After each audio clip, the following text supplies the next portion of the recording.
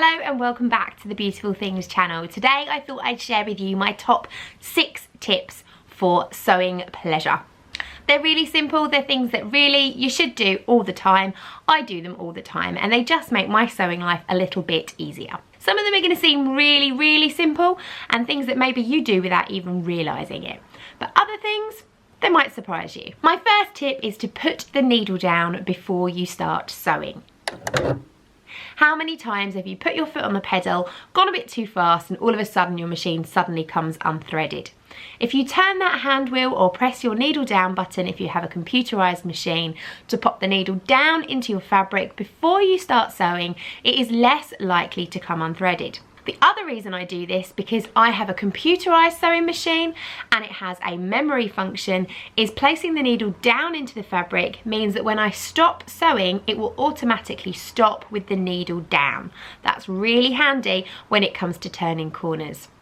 If I don't put the needle down first on my machine, then when I stop sewing, the needle stays up, and that can cause a pickle when I come to turn a corner. Tip number 2 is always have spare full bobbins.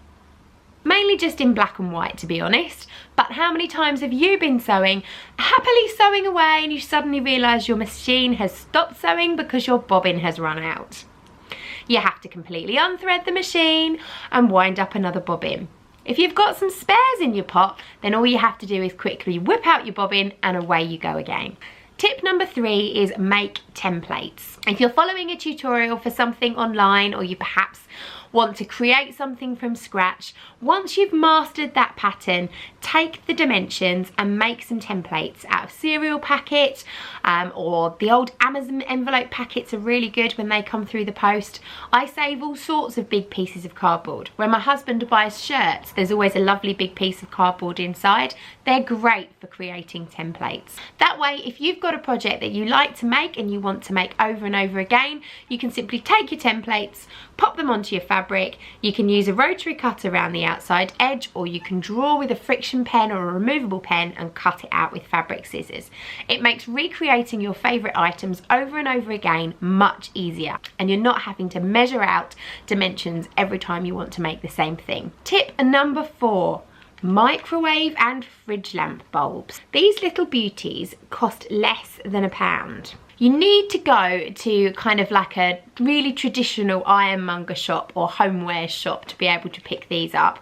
And they used to be about 50p. I don't know how much they are now, but they are exactly the same bulbs as sewing machine bulbs. If you buy, for instance, a Janome version of these, you're looking at about £3.50 or £4 for a new bulb for your sewing machine. These are identical. Now, I like to keep one in my drawer. It's not very often that I've ever had to change a sewing machine bulb, but I can guarantee you when that baby blows, it will be 9 o'clock at night in the middle of the winter when it's really dark and you're trying to finish a costume for your child's school play the next day.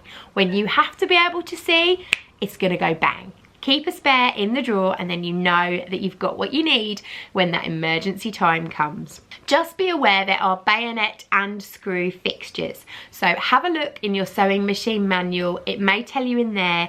If not, you'll need to take the side panel off your sewing machine and have a look inside to see whether your light bulb is a screw fixture or a bayonet. Make sure that you've got the right one in your stash. Tip number 5, keep a pot by your sewing machine for your threads and your scissors. Stray threads are the bane of your sewing machine's life. They're gonna get caught up in your work, they're gonna go down inside your feed dogs, they're gonna cause jams, they're gonna give you little nasty knots on your work and make it look ugly. Always trim off your threads as you go and put those threads in your little pot. That way they're not going to be sculling around your sewing area, they're not going to get caught inside your machine, and you should have a pleasurable sewing experience. It doesn't have to be anything fancy. In the studio here we've got some Chinese takeaway pots which I've covered with Decopatch paper, so they look really pretty. At home I've just got a nice cereal bowl. Now, tip number 6 actually comes in 4 parts. And tip number 6 is be nice to your machine. If you treat your machine nicely, it will treat you nicely. And there are 4 things that you can do to be sure that it's going to be happy forever. The first one is to lower your presser foot. Don't drop it like this. Take hold of that lever and lower it down, and take hold of the lever and lift it up. Dropping your presser foot won't damage your machine instantly, but over time, every time you do it, I can quietly hear the machine crying to itself. Turn the hand wheel on your machine forwards towards you. If you put your foot on the pedal and you look at your hand wheel, you'll see that it's turning towards you. It's the machine's natural motion. If you're needing to turn your hand wheel to lift your needle up and down, always do it forward. Yes, it will go backwards, but the main reason for it to be able to go backwards is if you get one of those horrendous jams, you can give it a good wiggle forwards and back. It's not going to break the machine if you take it backwards. Don't worry about that. But again, over time, it's going to think you're a much nicer person if you let it move with its natural motion. Treat your machine to a sewing machine mat. Place it on something nice and soft so that you don't get added vibration. Think about it. When you're sewing, your machine vibrates. As it vibrates, those reverberations are coming back up into your machine. They're shaking all the bits and bobs inside and they're making them move. It's how the tension can go off on your machine over time. So if you place it on a soft surface and you reduce that vibration, you're just being a little bit nicer, a little bit more gentle to it. We use these sewing machine mats here at the studio, and it's a class that I teach in person, but we also have it as an online course, and I'll link it down below in the description so you can make yourself your own sewing machine mat for your machine. The last thing is to be aware of your take-up lever. Be aware of what it's doing and where it's positioned. Your take-up lever lifts the thread up and down when you're sewing.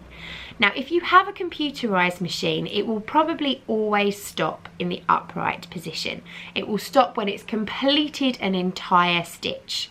But if you have a manual machine, when you take your foot off the pedal, your machine will just stop. You need to be aware of where that take-up lever is. You want to have completed an entire stitch before you try and pull your fabric out. Now, as an example, how many times have you lifted up your presser foot, tried to pull your fabric out, and either it's not budged, or as it's come out, it's pulled about 4 threads out with it. And you think to yourself, how is that possible? I've got a top thread and a bottom thread. How have I now got 4? That's because your stitch is not complete. Next time, challenge yourself. If it gets too stiff or you don't see 4 threads, take a look at that take-up lever. If it's halfway down or at the bottom and it's not at the top of your machine, turn your hand wheel towards you until it comes to the top. When it does, I can guarantee you'll be able to pull your fabric out with ease. So that's my top 6 tips for sewing and making your life a little bit easier. I hope you found the video useful. Please leave comments down below, and if you've got any top tips, please share them with me, because I'd love to do more videos like this in the future. So please give it a big thumbs up. If you haven't already subscribed to the channel, please do. Big red subscribe button down there somewhere. Give it a click so you can be notified when I upload videos. Although I can tell you it's a Monday, a Wednesday and a Friday at 9 o'clock every morning, including our weekly vlogs, BTHQ banter, which go up on a Friday, and you can see behind the scenes here at my lovely studio. So thank you very much for watching. I will see you again in a couple of days. Bye!